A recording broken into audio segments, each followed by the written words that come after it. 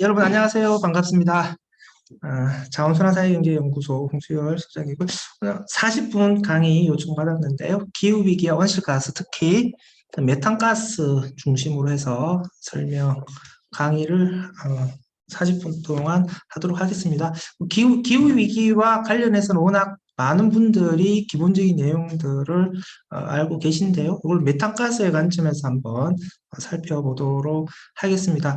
어쨌든 오늘날 우리가 그 환경 문제를 총괄해서 인류세 위기다라고 이야기를 합니다. 인간의 지구 생태계에 미치는 영향력이 압도적으로 높아졌다라고 하는 것을 뜻하는 용어가 바로 그 인류세 용어인데요. 이 인류세라는 용어는 결코 인간에게 영광스러운 호칭은 아닙니다. 인간의 지구 생태계에 대한 영향력이 압도적으로 높아진 결과 오늘날 우리가 직면하고 있는 현실이 지구에서 6번째 생물 대멸종이 진행되고 있다라고 하는 것이죠. 결국 그 인류세라는 단어는 인간의 책임의 무게를 이야기한다라고 생각을 합니다. 인간이 인간 스스로를 포함한 지구상에 살고 있는 생물들의 생존의 위협을 가하고 있다라고 하는 것인데요. 지구에서 가장 영향력이 큰 생명체로서 앞으로 우리의 선택은 어떠해야 되냐라고 하는 겁니다. 지금과 같은 생산과 소비 방식으로는 더 이상 지속 가능하지 않다라고 하는 것이죠. 우리가 흔히 이대로 가게 되면은 지구가 살아남지 못한다라고 이야기를 하지만 앞으로 살아남지 못하는 것은 지구가 아니고 지구에 살고 있는 생명들이죠. 그 지구에 살고 있는 생명들에 대한 지속 가능성을 우리 인간이 어떻게 담보해 줄 것이냐라는 것이죠. 인간이 지구 생태계를 얼마만큼 야만적으로 확대하고 있느냐라는 것을 보여주는 대표적인 사진이 상징적으로 보여주는 사진이 저는 이거라고 생각하는데요. 작년에 이제 언론 보도를 보고 저도 그 경악을 하게 된 건데요. 그 코끼리 사냥을 하고 나서 이 코끼리 다리를 잘라서 나무판을 얹어서 탁자를 만든 거거든요. 이게 실제 작년에 경매장에 나온 모습들입니다. 그러니까 이런 식으로 우리가 지구 생태계를 확대했을 때 과연 지구가 지속 가능하겠느냐라고 하는 것이죠. 지금과 같은 인간의 과도한 소비는 소비 앞에 남아 있는 것은 결국은 지구 생물들의 대규모 멸종이다라고 하는 겁니다. 지구의 지속 가능성을 보여주는 이제 대표적인 지표가 생태 발자국 지표거든요. 인간의 생산과 소비, 이를 지탱하려면 지구가 과연 몇 개가 필요할 것이냐라는 것을 보여주는 지표인데요. 생태 발자국 1이 지구 하나를 의미합니다.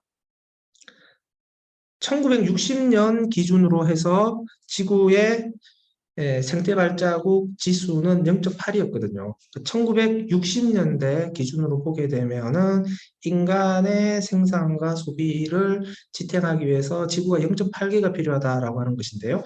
2010년이 되면은 1.5로 올라오게 되고요.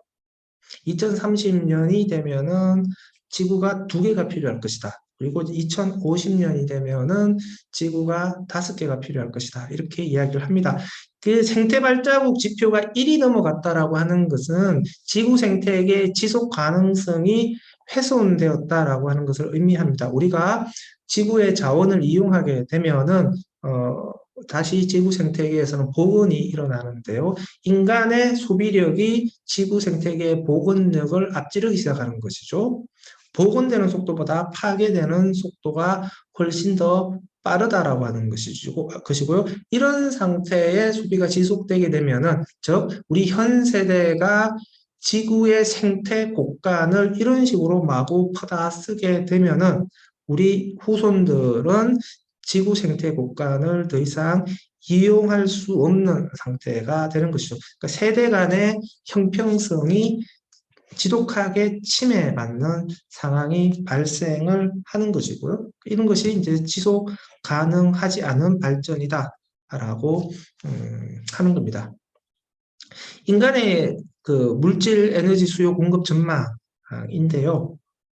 이 추세대로 가게 되면은 2050년이 되면은 심각한 자원 부족, 자원 고갈의 문제가 발생할 것이다라고 예상이 됩니다. 올해가 성장의 한계 보고서가 발표된 지 50주년이 되는 해죠. 1972년에 로마 클럽에서 성장의 한계라는 보고서를 발간을 합니다. 그때 당시 기준으로 계속해서 인구가 성장하고 경제가 발전하게 되면은 식량 부족 등의 자원 부족의 문제가 심각해질 거고 100년 이내에 인간 경제 시스템의 성장의 한계 상황에 직면하게 될 것이다 라고 예측을 했고 그 보고서가 발간되자마자 전 세계가 굉장히 충격을 받았습니다. 그런데 그 이후에 성장의 한계 보고서는 틀렸다. 인간의 기술 발전을 무시했다라고 평가를 했잖아요. 그런데 지금 그 성장의 한계 보고서가 발간된 지 50주년이 되는 지금의 시점에서 봤을 때는 다시 성장의 한계 보고서는 맞았다라고 하는 거잖아요. 그리고 인간은 지구 생태계의 자원의 한계를 기술적으로 여전히 극복하지 못하고 있고요. 2000년대 이후에 자원의 소비량이 급격하게 증가하면서 자원 고갈의 문제, 자원 공급의 안정성 문제는 더 심각해졌다라고 하는 겁니다. 이 상태로 가게 되면은 그 향후 심각한 자원 부족의 사태에 직면하게 될 거다. 이 문제를 우리가 어떻게 극복할 거냐라고 하는 겁니다. 인류세 위기와 관련된 가장 대표적인 위기가 바로 기후 위기 문제와 미세 플라스틱 문제가 되겠습니다. 그러니까 인간의 생존을 위협할 수 있는 두 가지 핵심 문제가 되는 것인데요.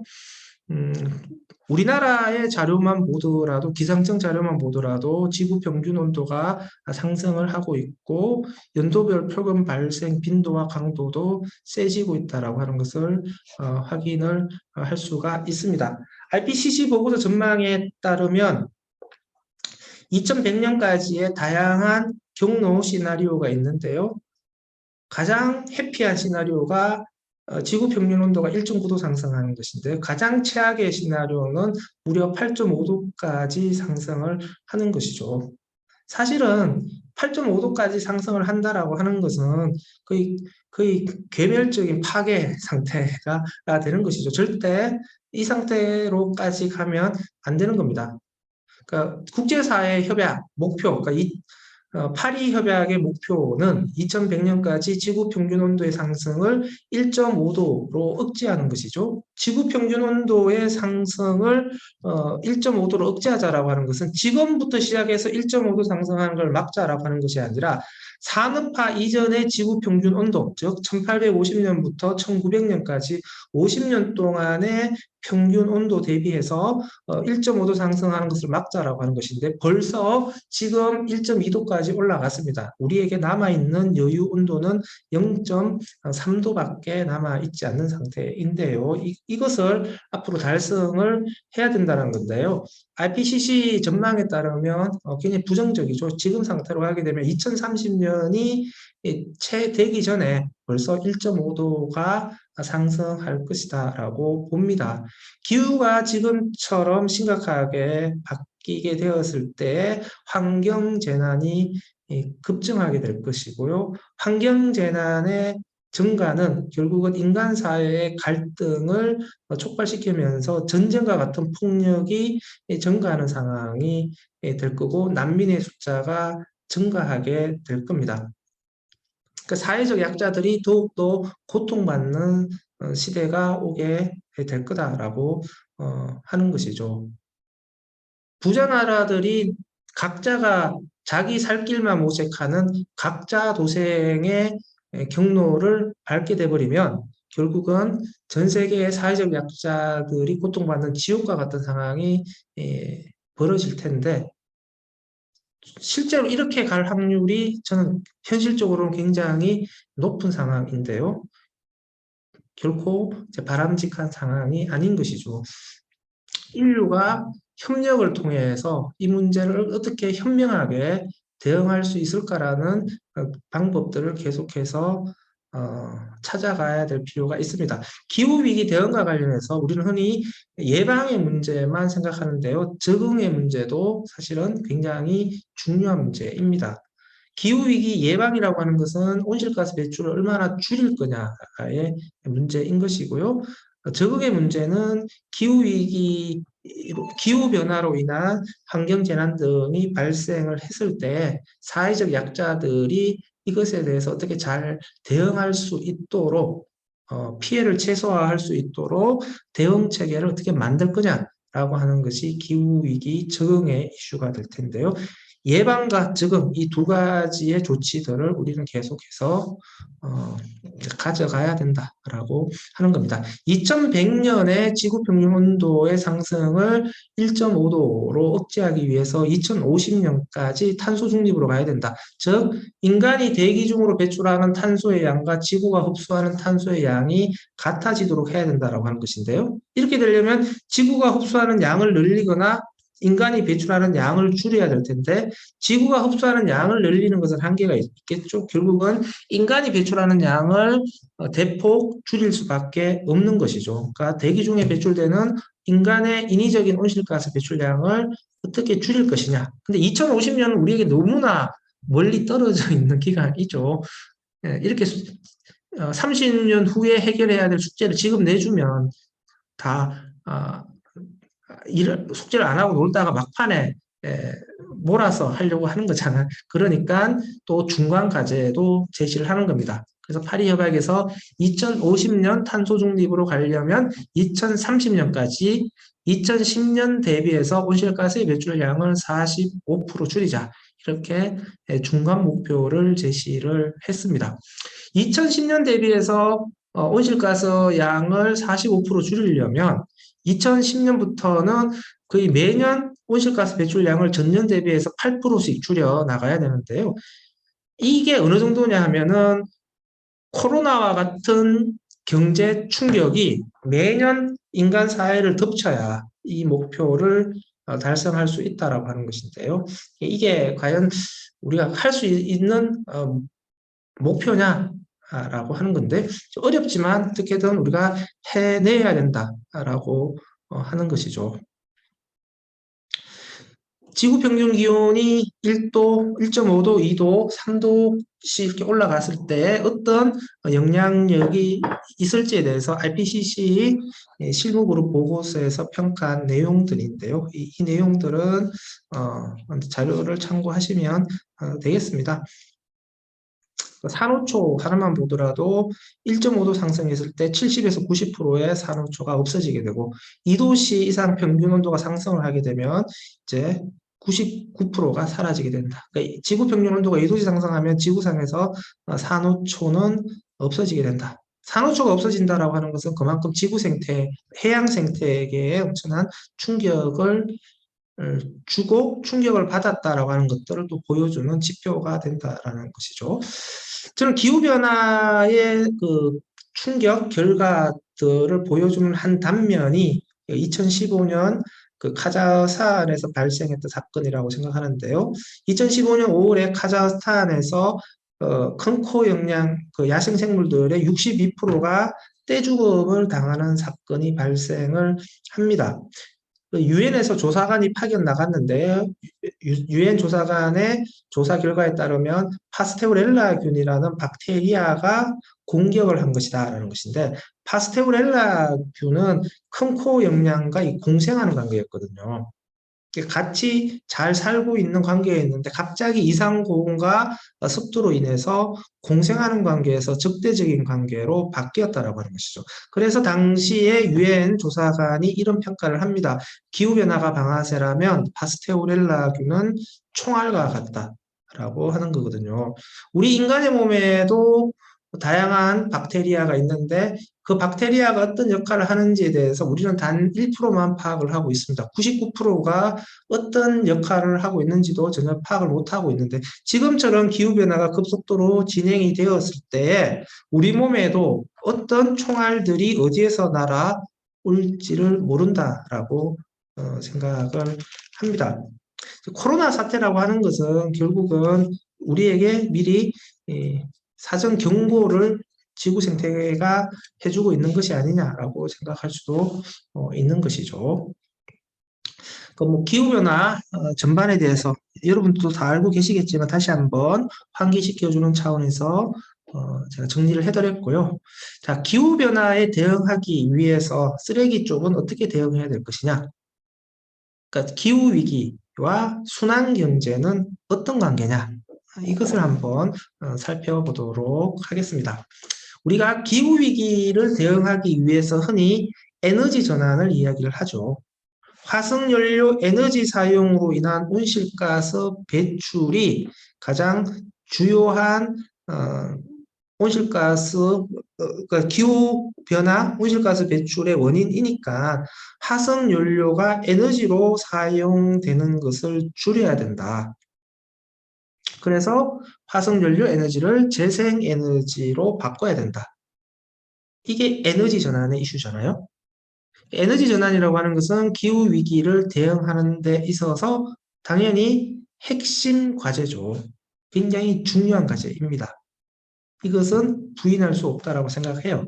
그런데 에너지 전환만 하면 기후위기 문제가 다 대응이 될 거냐라고 하는 겁니다. 에너지 전환이 핵심이긴 하지만 에너지 전환에만 몰빵을 하면 안 된다라고 하는 것이죠. 조금 더 종합적이고 균형 잡힌 접근이 필요하다라고 생각을 합니다. 그래서 그 에너지 전환뿐만 아니라 물질 이용 방식의 전환도 필요하다라고 하는 것이죠. 왜 물질 이용 방식, 즉 순환 경제로 가야 된다는 얘기인데요. 왜 물질 이용 방식의 전환이 중요하냐라고 하는 것인데 세 가지 측면에서 한번 살펴보도록 하겠습니다. 첫 번째, 에너지 전환이 어떻게 성공할 거냐? 에너지의 총 사용량이 증가하는 상황에서는 에너지 전환이 성공하기 어렵습니다. 에너지 총 사용량의 증가를 재생에너지 공급이 따라가기 어려워요. 따라서 그러니까 에너지 전환이 성공하려면 에너지의 총 사용량이 줄어드는 상황에서 재생에너지의 공급이 늘어가는, 증가하는 경로를 밟아가야 중간에 딱 만나면서 에너지 전환이 행복하게 될 수가 있는 거죠. 그러면 에너지의 총 사용량을 우리가 어떻게 줄일 거냐라는 거죠. 개개인이 가정에서 불을 잘 끄고 여름에 에어컨을 덜 켜고 겨울에 히터를 덜 쓰면 에너지 사용량이 줄어들어서 에너지 전환에 성공할 거냐. 개개인의 실천도 물론 중요합니다. 하지만 산업에서의 변화도 굉장히 중요하죠. 온실가스 배출의 절반은 우리의 물질의 생산과 소비와 직간접적으로 연관이 되어 있습니다. 즉 물건을 덜 만들어서 덜 써야만이 에너지 사용이 줄어들고 온실가스 배출이 줄어드는 것이죠. 물질의 소비량을 어떻게 줄일 거냐. 이게 이제 물질 이용 방식의 전환이죠. 물질의 총 소비량을 줄이고 재생 원료의 공급량을 늘려야 되는 것이죠. 또 우리의 물질 이용의 기반이 재생 원료에 기반을 해야 된다라고 하는 것인데요. 예를 들어 볼까요? 철강석을 이용해서 철 1톤을 만드는데 2.3톤의 온실가스가 배출이 돼요. 그런데 고철을 사용을 하게 되면은 0.4톤의 온실가스가 배출이 됩니다. 그러니까 재생 자원을 쓴다라고 하는 것만으로도 온실가스의 배출량이 대폭 줄어들죠. 보크사이트 강물을 이용해서 1톤의 알루미늄을 공급하는데 만드는데 13.5톤의 온실가스가 배출이 돼요. 그런데 알루미늄을 재활용을 하게 되면 0.3톤의 온실가스가 배출이 됩니다. 알루미늄의 경우에 재생원료를 사용한다라고 하는 것만으로 무려 온실가스의 배출량을 98%를 줄일 수가 있습니다. 그러니까 우리의 원료 사용 방식을 천연자원에서 재생자원 기반으로 전환시킨다라고 하는 것만으로도 엄청나게 에너지 사용량을 줄이고 온실가스 배출을 줄일 수가 있다라고 하는 것이죠. 그래서 에너지 전환이 성공하기 위한 에너지 총 사용량의 절감의 측면에서 물질의 총 사용량을 줄이고 재생원료의 비율을 높이는 물질 이용 방식의 전환이 굉장히 중요하다라고 하는 측면입니다. 두 번째, 화석연료가 에너지로만 사용이 되냐라고 하는 것이죠. 그러니까 에너지로 이용되는 화석연료만 몰아내면은 화석연료가 우리 문명에서 퇴출될 수 있을 것이냐 라고 하는 겁니다. 결코 그렇지가 않습니다. 화석연료가 원료로도 사용이 되고 있죠. 화석연료를 원료로 사용하는 산업을 석유화학 산업이라고 이야기를 하고요. 석유화학 산업의 핵심이 뭔가요? 플라스틱이죠. 석유를 가지고 만든 물질이 플라스틱입니다. 그러니까 석유를 에너지로 사용하는 양이 줄어들게 되면 그 석유들이 다 플라스틱으로 몰려오게 됩니다.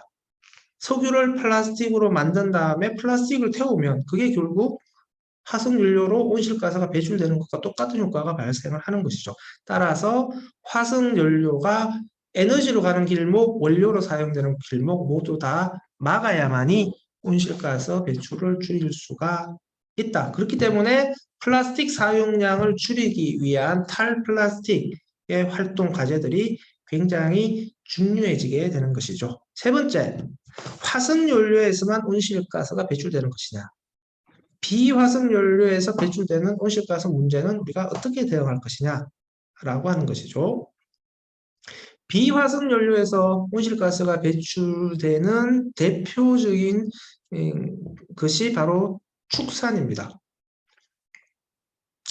대규모 공장식 축산에서 가축들이 쌓아지르는 똥 때문에 그 축산 분뇨가 썩는 과정에서 온실가스가 질소산화물을 비롯해서 메탄과 같은 온실가스가 배출이 되는 것이고요. 소와 같은 반추동물이 방귀나 트림을 끼는 과정에서 메탄이 배출이 되는 거잖아요. 메탄이라고 하는 것은 이산화탄소 21톤이 배출된 것과 동일한 강력한 온실가스죠. 그러니까 메탄 1톤이 배출되면 이산화탄소 21톤이 배출되는 것과 똑같은 거죠. 어마무시한 거거든요. 지금 전 세계 온실가스 배출량을 보게 되면은 70% 이상이 사실은 화석연료를 태우면서 나온 이산화탄소이긴 합니다. 그런데 여전히 상당량이 2위가 메탄이에요. 그러니까 천연가스 같은 것도 메탄이거든요. 물론 화석연료로 된 메탄의 사용량도 있지만 유기성 폐기물들로 인해서 발생되는 메탄의 양도 상당하다라고 하는 것인데요. 실제 한번 볼까요? 소 한 마리가 방구나 트림으로 1년에 조금 다 연구자마다 다르고 소의 종류에 따라서 다르긴 한데 한 70kg 정도의 메탄을 배출한다고 합니다. 그러면 70kg에 21을 곱하게 되면 이산화탄소 배출량이 될 거 아니에요? 그죠? 소 한 마리가 배출하는 이산화탄소 배출량이 될 거예요. 전 세계 소 사육두수가 얼마냐? 한 15억 마리 정도로 봐요. 그리고 지금 소 사육두수가 계속 올라가고 있죠. 15억 마리로 보게 되면 15억 곱하기 70 곱하기 21 하면은 이산화탄소 배출량으로 환산되죠. 이게 한 20억 톤 정도 됩니다. 우리나라가 1년에 배출하는 온실가스 총량이 7억 3천만 톤이에요. 그러니까 소들이 방구나 트림으로 배출하는 메탄의 양이 우리나라가 1년에 배출하는 온실가스의 양의 무려 3배가 넘는다라고 하는 것이죠. 이렇게 소방구나 트림을 우리가 결국 우습게 볼 게 아니다라는 겁니다. 그러니까 이런 식으로 배출되는 메탄이 또 엄청나게 지구 온난화에 영향을 주고 있다라고 하는 겁니다. 또 비화석 연료 분야에서 온실가스가 배출되는 게 이제 대표적인 게 시멘트죠. 석회석을 캐서 1450도의 고온에 구워서 만드는 게 시멘트인데요. 그 공정이라고 하는 게 석회석 안에 들어가 있는 CO2를 날려보내는 거죠. 화학식으로 보게 되면은 석회석이 탄산칼슘 CaCO3잖아요. 1450도의 고온으로 소성을 하게 되면 여기 있는 CO2가 날아가면서 CaO, 그 생석회로 바뀌게 되죠. 이것을 가루로 만든 게 결국 시멘트잖아요. 그러니까 우리가 흔히들 땅 속에 묻혀 있는 온실가스가 대기 중으로 날아가는 게 화석 연료만 있다라고 생각하는데요. 석회석도 마찬가지예요. 석회석이라고 하는 것 자체가 대기 중에 이산화탄소가 땅 속에 묻힌 건데요. 이것을 우리가 시멘트로 만드는 공정에서 대기 중으로 온실가스를 배출하고 있다. 지금과 같이 그 토근 산업이 그대로 유지가 된다고 했을 때, 그래서 시멘트 사용량이 계속해서 증가를 한다면 화석 연료를 줄이더라도 온실가스 배출은 계속됩니다. 철강도 마찬가지죠. 철강석에서 철을 만드는 게 산소를 일단 떼내야 돼요. FeO에서 산소가 떨어져 나와야 돼요. 철강석에 붙어 있는 산소를 어떻게 떨어져 떼냅니까? 코크스라고 하는 탄소를 집어넣어서 코크스의 탄소가 철강석에 산소와 붙어서 CO2의 형태로 떨어져 나오는 게 철강 생산 공정이거든요. 그러니까 철강을 만드는 공정 자체가 엄청나게 온실가스가 배출이 됩니다. 우리나라에서 가장 많은 온실가스를 압도적으로 배출하는 기업이 누구냐? 포스코예요. 포스코 혼자서 우리나라 온실가스 배출 전체 몇십 프로를 차지합니다. 그러니까 철강석을 생산하는 공정이 철강을 생산하는 공정이 그만큼 온실가스를 많이 배출한다라고 하는 것이죠. 그러니까 이렇게 화석연료를 에너지로 사용하는 것 이외에도 온실가스가 배출되는 다양한 경로들이 있고 이런 것들이 결국 우리가 물질을 이용하는 방식에서 나오는 것이다. 그래서 이 물질 이용 방식을 효율적으로 전환을 해야만 이 부분에서 발생하는 데는 온실가스를 줄일 수가 있는 것이고 이게 바로 순환경제다.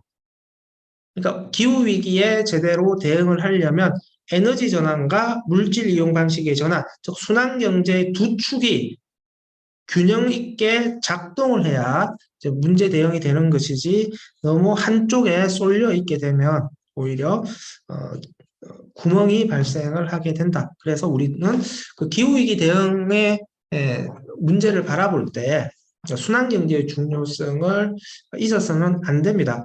지금 온실가스 인벤토리의 통계 작성에 그 착시 효과 같은 게 있어요. 온실가스 인벤토리에서 분야별 온실가스가 배출되는 것은 폐기물 분야의 온실가스 배출은 쓰레기를 소각이나 매립했을 때 나오는 온실가스 배출만을 폐기물 분야의 온실가스 배출로 잡아요. 우리가 쓰레기 문제를 해결하기 위해서 순환경제로 가기 위해서 물질의 사용을 줄이기 위한 활동 그리고 재활용을 많이 해서 재생원료의 공급을 늘리는 활동 이런 활동들은 폐기물 분야에서의 활동을 통해서 온실가스 배출을 줄이는 것으로 집계 되는 것이 아니라 산업 분야에서의 온실가스 배출이 줄어드는 걸로 잡혀버려요. 그러니까 폐기물 분야, 순환경제 분야에서의 활동이 현재 온실가스 인벤토리 집계에서는 과소 추정이 되는 거죠. 그러면서 순환경제 활동이 온실가스 배출에 줄이는데 얼마만큼 기여할 수 있는지가 잘 안 보이게 됩니다. 그러면서 전체 온실가스 배출에서 폐기물 분야에서 배출되는 온실가스가 2%밖에 안 돼요. 그러다 보니까 이게 2%밖에 안 되니까 뭐 폐기물 분야 쪽은 별로 중요하지 않네 이렇게 무시를 해버리게 되는데 결코 그렇지 않다. 폐기물 분야에서 배출되는 온실가스의 직접 배출량뿐만 아니라 간접적으로 미치는 영향까지도 종합적으로 평가를 해야 온전하게 문제가 보이게 된다라는 것을 다시 한번 강조를 드리고 싶습니다. 이제 메탄을 보게 되는데요. 일단은 메탄은 두 가지 형태가 있습니다. 첫 번째는 화석연료에서 유래되는 메탄이에요. 그러니까 석유를 채굴할 때 메탄이라고 하는 가스가 나오게 되고 또 천연가스라고 하는 것 자체가 또 메탄인 거잖아요.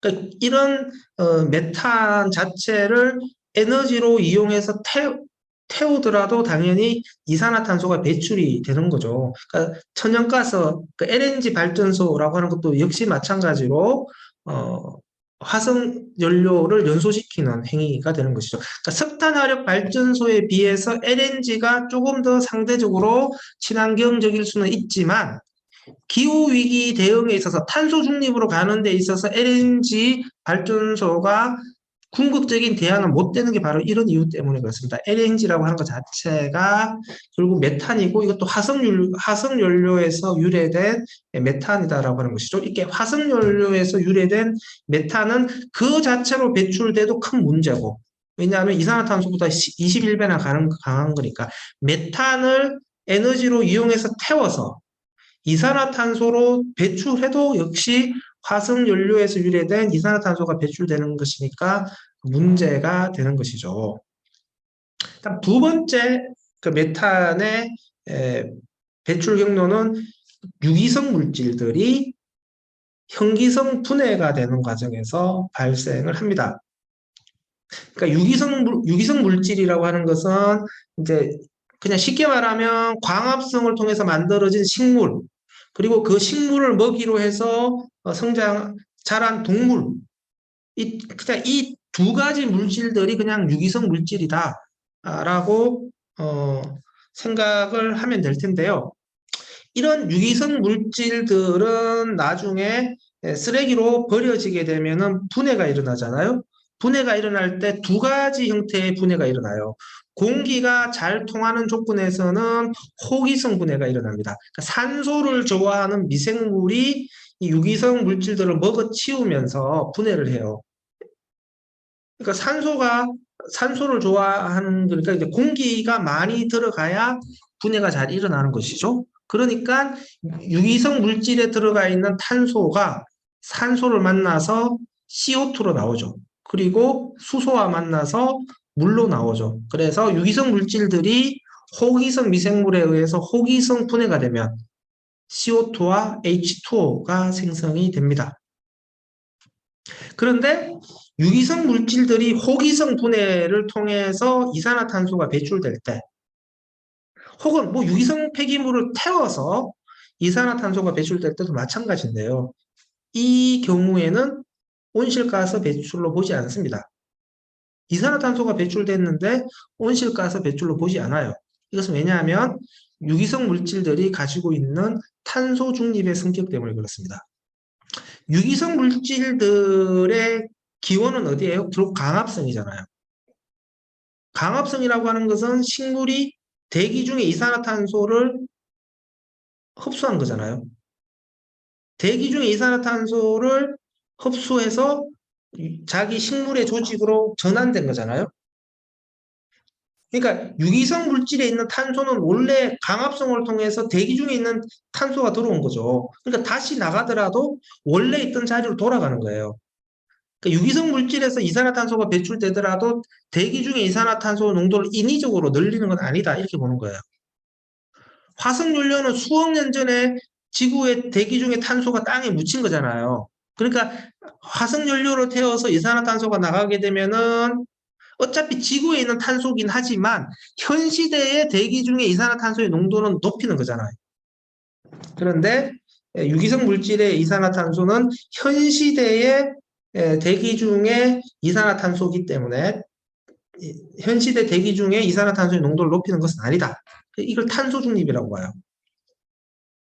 그래서 유기성 물질들을 바로 그 미생물에 의한 호기성 분해를 하거나 아니면은 태워서 연소를 하거나 어떤 식으로 하든지 간에 CO2가 나오게 되면은 이것은 온실가스 배출로 보지 않는다. 두 번째, 형기성분해라고 하는 게 있어요. 말 그대로 공기를 싫어한다는 거잖아요. 그러니까 공기가 통하지 않는 조건이 되게 되면 공기를 싫어하는 미생물의 활동이 활발해집니다. 그래서 형기성분해가 일어나게 되고요. 유기성 물질들이 형기성 분해가 일어나게 되면 최종적으로 메탄이 생성됩니다.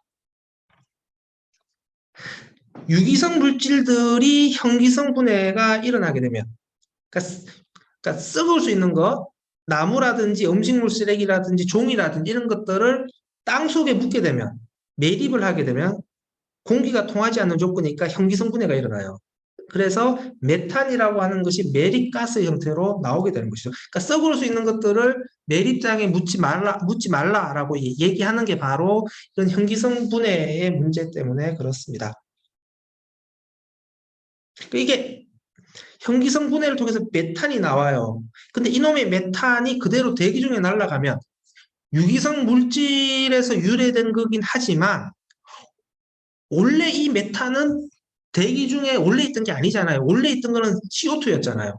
CO2가 강합성을 통해서 들어왔는데 이놈이 나갈 때는 메탄으로 나가버려. 그러면 이 메탄은 그 온실가스 21배나 강하잖아요. 그러니까 이때의 메탄은 이제 유기성 물질에서 유래했다라고는 하지만 이때의 메탄은 자연 환경에서 원래 존재했던 것이 아니라고 보니까 이때 메탄이 나가는 것은 온실가스로 봅니다. 온실가스 배출로 보는 거죠. 그래서 쓰레기를 매립하지 말자라고 하는 거는 썩을 수 있는 쓰레기가 매립되게 되면은 메탄이 매립가스 형태로 대기 중으로 방출되니까 썩을 수 있는 쓰레기의 매립으로 인해서 온실가스 배출이 증가하게 돼버리는 거죠. 그러니까 썩을 수 있는 것은 차라리 재활용이 안 되면 소각하는 게 나은 거죠. 왜? 소각을 하면서 나오는 CO2는 온실가스 배출이 아닌 건데 땅에 묻으면서 나오는 매립가스, 메탄은 온실가스 배출이 돼버리니까요. 이 개념이 이런 거예요, 지금. 그런데 바이오가스라고 또 얘기하잖아요. 이 메탄이라고 하는 게 어차피 도시가스의 성분이라고 얘기했잖아요. 또 화석연료 메탄가스도 있는 거잖아요. 에너지로서는. 그러니까 이 메탄이라고 하는 놈을 따로 모으게 되면은 도시가스처럼 에너지로 쓸 수가 있는 거야. 그러면서 이놈을 메탄을 따로 모아서 태워서 CO2로 날려보내면 메탄이 직접 나가면 온실가스 배출이 되는데 메탄을 태워서 CO2가 날아가면 온실가스가 아니에요.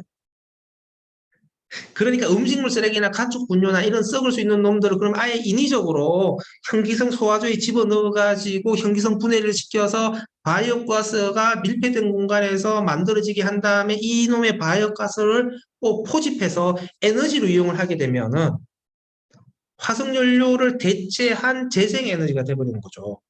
그래서 이런 것들을 바이오가스 사업이라고 하는 겁니다. 조금 복잡하시죠? 개념을 따지면 그렇습니다. 다시 정리하면 화석연료 유래의 메탄은 직접 나가든지 태워서 CO2로 나가든지 다 온실가스 배출이다. 유기성 물질에서 유래되는 CO2는 탄소 중립 성질 때문에 온실가스로 배출로 보지 않는다. 유기성 쓰레기를 땅에 매립해서 형기성 분해가 일어나서 메탄가스가 바로 대기 중으로 배출되면은 메탄이 배출되는 것이기 때문에 이것은 온실가스 배출로 보는 것이다. 그런데 유기성 쓰레기를 형기성 소화조에서 인위적으로 형기성 소화를 시킨 다음에 여기서 생성되는 메탄을 따로 포집해서 에너지로 이용하면 그러니까 이놈들을 이렇게 포집한 메탄을 태워서 에너지를 이용하고 여기서 CO2로 날려보내면 이것은 유기성 물질에서 유래한 CO2이기 때문에 온실가스 배출로 보지 않는다. 그래서 유기성 폐기물들, 가축분뇨, 음식물 쓰레기, 하수 슬러지 뭐 등등을 이용한 이런 유기성 폐기물들을 형기성 분해를 시키는 바이오가스 사업이 재생에너지 사업으로 분류되는 이유이기도 하다. 이렇게 정리를 하고요. 그래도 정리가 안 되시면 나중에 질문하실 때 또 물어주세요. 그래서 좋은 메탄과 나쁜 메탄 이렇게 구분을 하는 겁니다. 그냥 대기 중으로 바로 날아가는 메탄은 나쁜 메탄. 화석연료에서 유리한 메탄은 나쁜 메탄. 유기성 물질을 분해시켜서 에너지로 이용하는 메탄은 바이오가스라고 해서 좋은 메탄. 그래서 좋은 메탄을 활성화시키는 것이 기후위기 대응의 방법이다. 그래서 메탄은 두 얼굴을 갖고 있고 이 두 얼굴 중에서 좋은 면들을 부각시키는 것이 우리의 과제다라고 하는 겁니다. 결론을 말씀드리면 기후위기 대응에 있어서 우리의 현명한 대응을 통해서 협력과 공존의 시대가 앞으로 우리 미래에 펼쳐질 거냐? 각자가 알아서 살아야 되는 각자 도생의 야만과 폭력의 시대가 될 것이냐? 이것은 우리의 선택에 달려 있는 것인데요. 어쨌든 각자 도생의 시대로 가면 안 되는 거잖아요. 그죠? 우리가 함께 힘을 합쳐서 기후위기에 대응하고 인간뿐만 아니라 생명들이 공존할 수 있는 시대가 올 수 있도록 해야 되는 것이죠. 쉽지는 않다라고 생각합니다. 결코 쉽지 않을 겁니다. 각자 도생의 시대가 될 확률이 냉정하게 보면 확률적으로 더 높다라고 생각을 해요. 하지만 이런 암울한 미래가 오도록 그냥 손 놓고 기다릴 수는 없잖아요. 계속 우리가 현재 상황에서 할 수 있는 것들을 계속 실천하면서 암흑의 시대가 오지 않도록 계속 우리가 할 수 있는 실천들을 계속 해야 될 거라고 생각합니다. 자, 이상으로 강의 마치도록 하겠습니다. 네, 홍수열 수장님 강연 감사드립니다. 그럼 지금부터 짧게 한 5분 정도 질의응답 시간을 가지도록 하겠습니다. 홍수열 박사님 강연에 대해서 질문할 사항이 있으시면 바로 손 들고 말씀해 주시면 되겠습니다.